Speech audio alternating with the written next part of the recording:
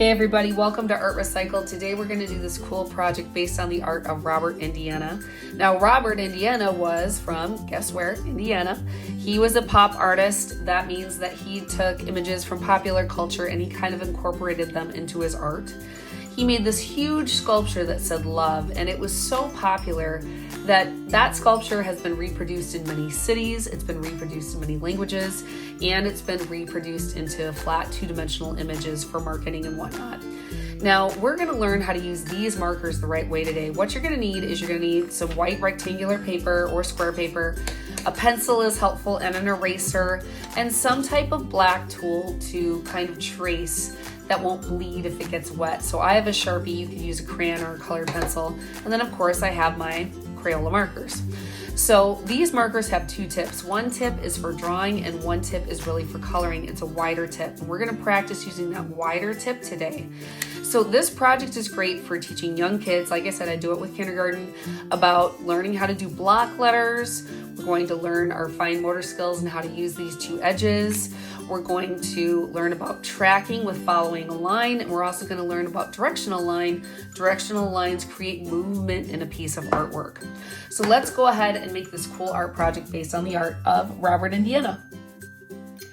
All right, so to go ahead and get started, I have my rectangular paper here. I'm going to fold it in half like a book, lining up my corners, taking my hand, pinching it there when it gets to the corners, and then taking my other hand and pushing down. I'm gonna give it a nice hard press, good crisp fold there. Then I'm going to leave it folded. I'm going to take the top and I'm going to bend it down so that these two corners meet the bottom two corners. And sometimes because you have two sheets of paper here, it doesn't want to go. So if that happens, I kind of put my finger in the middle to let it bend. There we go, and kind of poke there. Line up those two bottom corners, and then I press down. Again, I'm pressing down really nice and good so that I get a crisp fold. Now I'm going to take my paper, open it up, and kind of flatten it out. And as you can see, I have 4 boxes. If I ever move too fast, you can just pause the video. So now that I have my 4 boxes, I'm going to start drawing with my pencil. And I'm going to draw over the folds first, like this.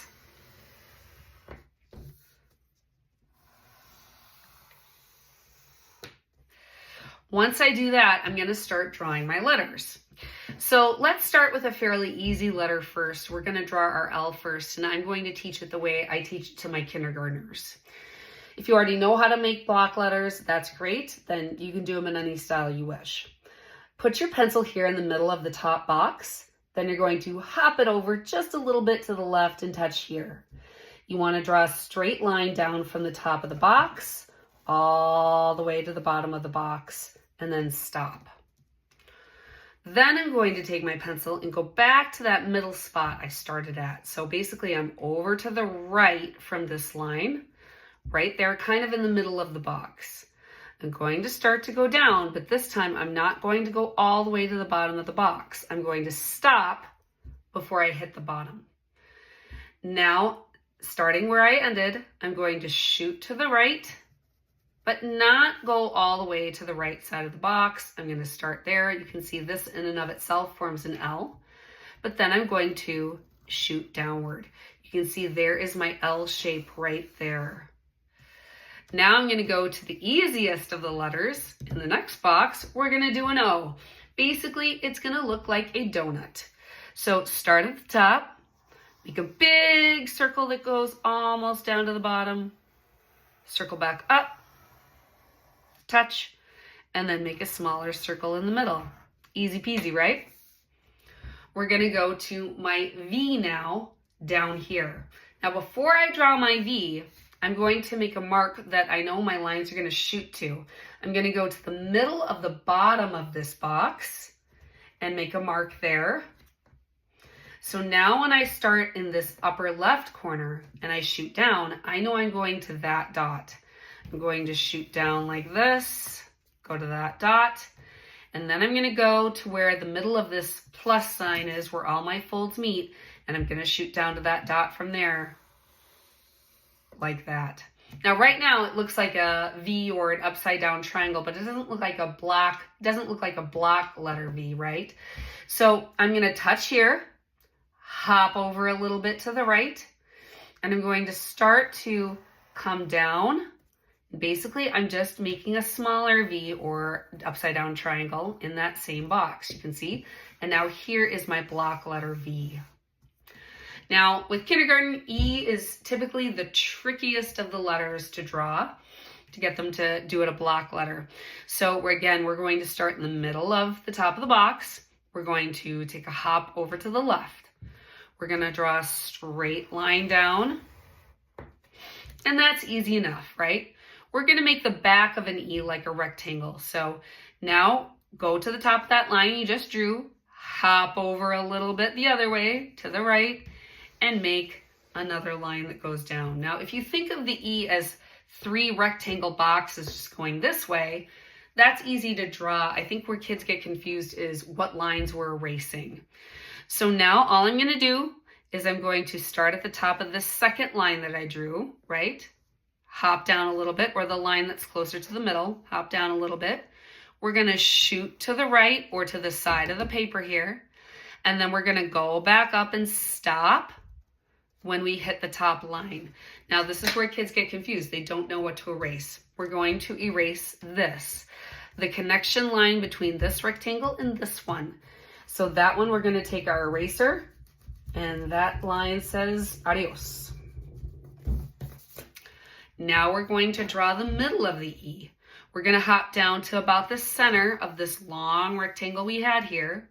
We're going to go out to the right, go a little shorter, stop, go down, and come back.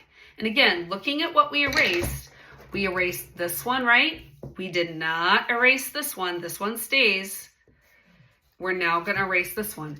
And if you're doing this right so far, it should look like the letter F. See? So now I'm going to hop all the way to the bottom. I'm going to kind of go right below where that line was. I'm going to draw up, and then I'm going to come back and stop when I hit that line. What do I erase? I erase this.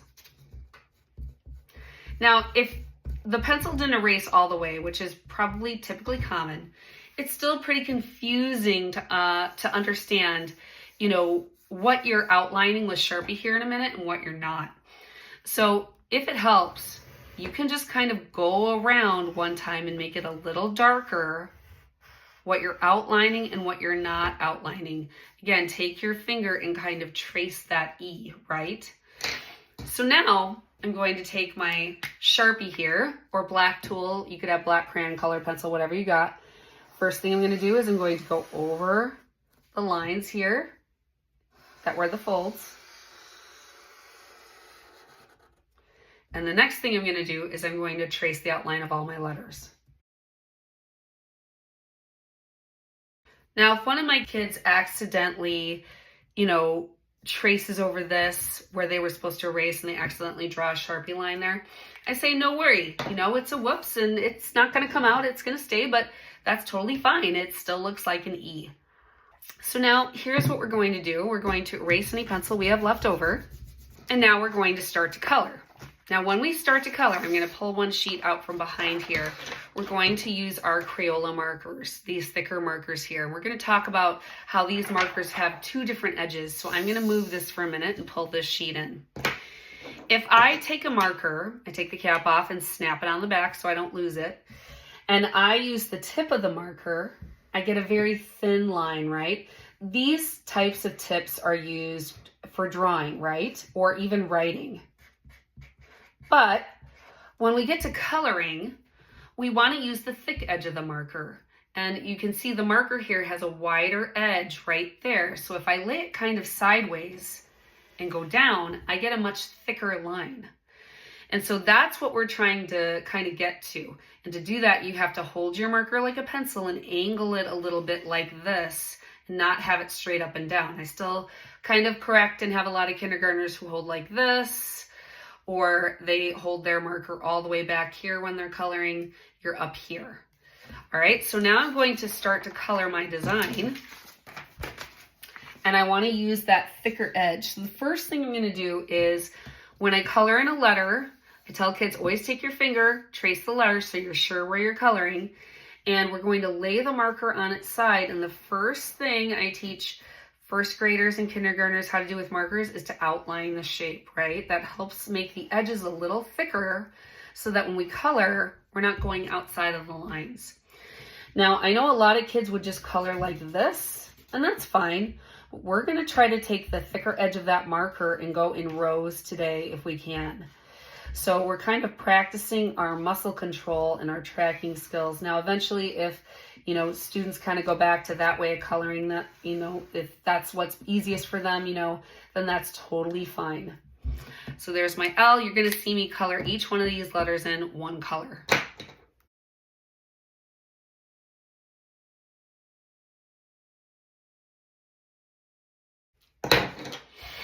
All right.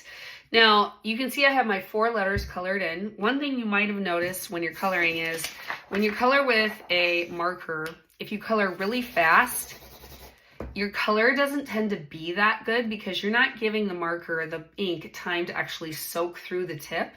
One nice thing about doing that line method of coloring, or just even coloring a little bit slower, is you are giving the ink the time to get to the tip of the marker, and you're going to get much better color. All right, so now that my letters are all colored in, you could do a pattern, you could do one color in each box, it's up to you.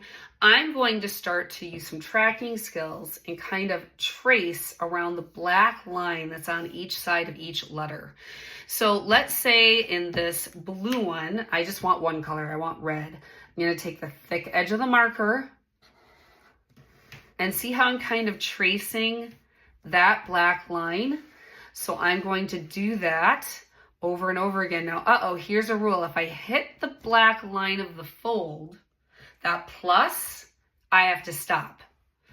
And then I would just keep tracing the lines until I hit that black line and stop. What that creates is what we call directional line. Your eyes want to move along those lines, and it just makes the design more interesting. Maybe in this one, I will do a pattern, and I'll do a pattern of gray and black. One thing I have to remind kids of in this step 2 is make sure that you are drawing all the way to the edges of the box. In my room, if they get a little marker on the table, we have rags to wipe that off, but we're trying to avoid stopping short on the edges of the boxes there. Maybe I'll even add a gray one in there. There we go. All right, now, so this one was a pattern. This one was just one color. Maybe in this one, I'll do a variety of colors.